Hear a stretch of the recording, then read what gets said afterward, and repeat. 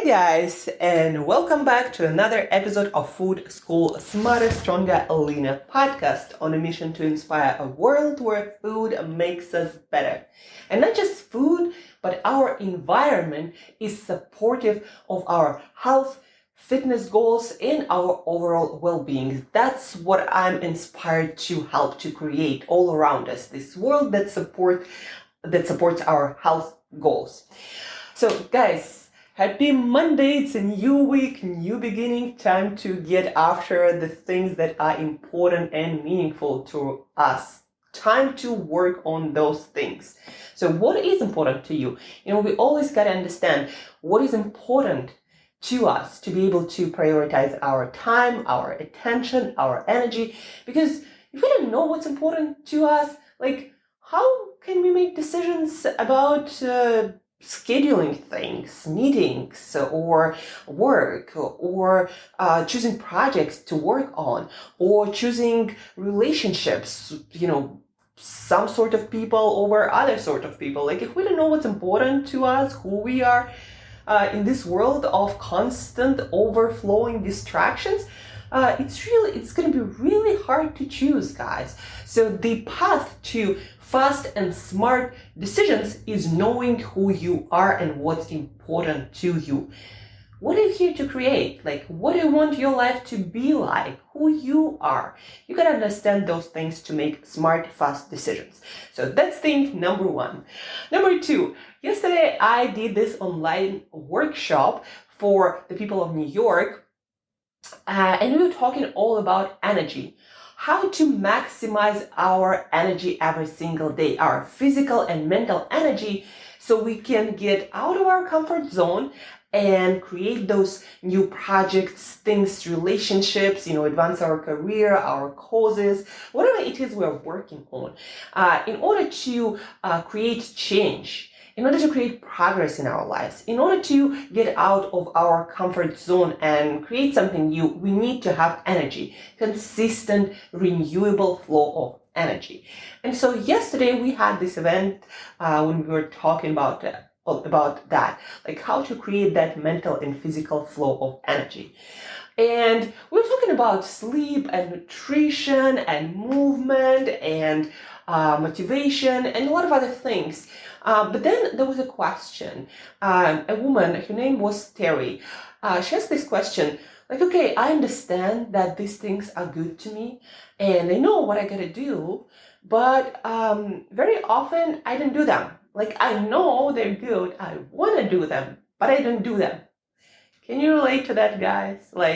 Have you been in this situation when you want to eat salad and veggies and fatty fish, but instead you end up ordering pizza? For me, it was eating a lot of sweets. I want to not eat them and instead have balanced meals and do something else instead of eating a lot of sweets. It was a thing for me in the past. But then I would end up eating a lot of sweets anyhow. So how does it happen? We want one thing and then another thing happened. What's the thing? What's going on there? But actually, there is an answer to that question, why it's happening. And I learned it from our coaching certification. So I'm a certified coach. Right now, I'm getting another 2 certification for high performance coaching and also just nutrition health coaching. The next level of certification, becoming a super coach, what they call it in the Precision Nutrition Academy. So anyhow, we have these 2 crazy questions that we ask ourselves to figure out those ambiguous situations, why we want to do one thing, but we end up doing another thing. Why we want to do this good thing, but we end up doing this bad thing. Why we want to eat veggies and we end up eating pizza, right? And so the crazy question, number one, that we all should ask ourselves to figure this out is, what's good about doing this bad thing? So let's say that bad thing is eating pizza instead of meal of veggies and fish, right? So what's good about that bad thing? Now, you might tell me, well, Angela, there's nothing good about it. What's good about, stuffing our faces with pizza? But actually, if you truly take time to understand your reasons, there is probably a good reason why you choose pizza. Maybe because veggies and fish require cooking, and pizza you can just order, and so it saves you time, it saves you energy. Maybe if pizza makes you feel relaxed and fun, like maybe pizza is kind of like party food for you. So when you eat it, you feel fun and relaxed and not so stressed. And it's kind of like relaxation food, comfort food, what they call it, right? So it does this good thing of helping you to relax. It saves you time that otherwise you would have to spend on cooking your veggies and fish. Maybe it saves you money also if pizza is cheaper than other stuff. And then again, you feel more relaxed and you feel your stress going down, right? So this thing, it's doing good. This bad thing, quote unquote, it's doing good things, right? And that's probably why you don't want to give it up. So if you truly are interested in changing certain habit, like eating pizza, you got to figure out that good thing that this thing is doing for you, like saving your time, your energy, and helping you to feel relaxed and helping you to unwind at the end of your working day, right? So you figure out this good thing, and then you find a way how to replace that. So if it saves you time and energy, maybe figure out how you can have ready to eat healthy meals in your fridge, ready to just warm up when you want them instead of pizza, so you don't actually have to spend more time on that. If you need something to help you to feel relaxed and distressed, then maybe start some hobby. Maybe instead schedule a chat or some game with a friend of yours, online, or even better, of course, in person, if you have that. Find something else that help you to feel, this fun and relaxation and unwinding that pizza gives to you. And believe my experience, guys, once you figure how to replace that good that pizza does for you, this habit's just gonna fall away. Like, really, it's gonna seem like you won't even understand what was the problem all about. That's how powerful it is. And I know that because I used to overeat sweets because that was my way to distress and feel relaxed. Like I would work, and never stop. And then, of course, at some point, your brain and your body say to you, enough. You need to chill out and relax. And so sweets would give my brain that feeling of relaxation, of this reward that I deserved. Sweets would make me feel sweet and taken care of, and it will help me to relax and chill and stop. And that's why I never could stop them, because every time I needed that feeling, sweets were my way of getting it. And once I realized that and asked myself this question, what good thing is that bad thing doing? Once I realized I just needed to find a way how to relax and unwind and stop. So now I schedule those relaxation time, those hobbies. I take hot bath, I take walks around the city in nature, I just sit and draw. Sometimes I just do nothing. I just lie in bed and it's good to do nothing, to just look at the ceiling, and that's it. Or I watch some stand-up comedy that I actually quite enjoy, and it also makes me feel relaxed.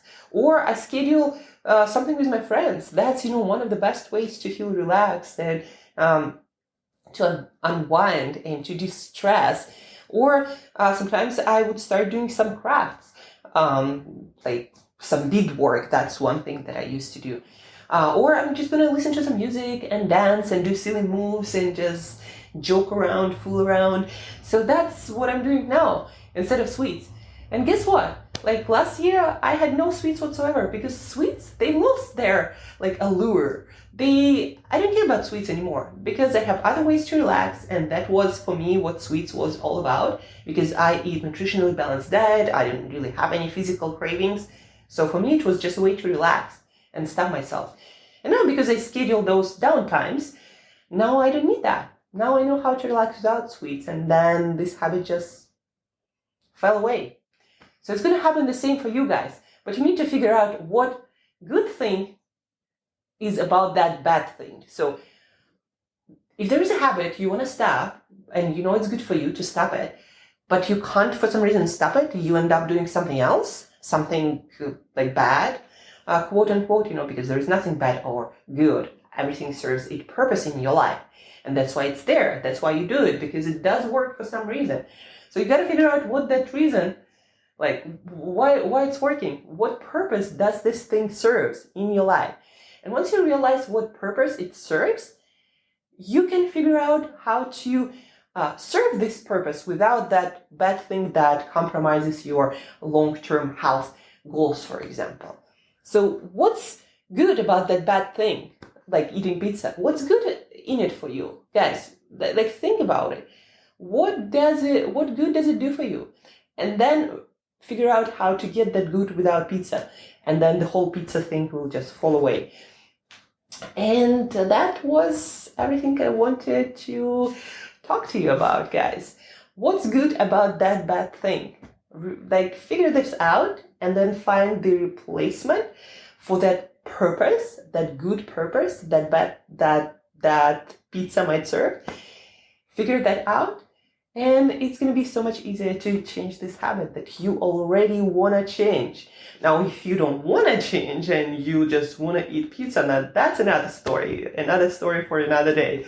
But if you truly want to change this habit, it's going to be good for you, and you just end up doing the old thing. So ask this question: what's good about that bad thing? What purpose does it serve? And then serve this purpose in some other way, and habit will just fall off by itself. Believe me, this works. And this is for today, guys. Thank you for listening. Thank you for tuning in. Have an awesome week ahead. If you have any questions about this or any other episodes, then please do let me know. Find me on Instagram or other social media. Please share this episode with other people who are struggling to change their habits. Together, when we teach each other good stuff, we help each other and we make the world better. So share this episode, learn, practice together. And as usual, guys, till next time, eat better daily.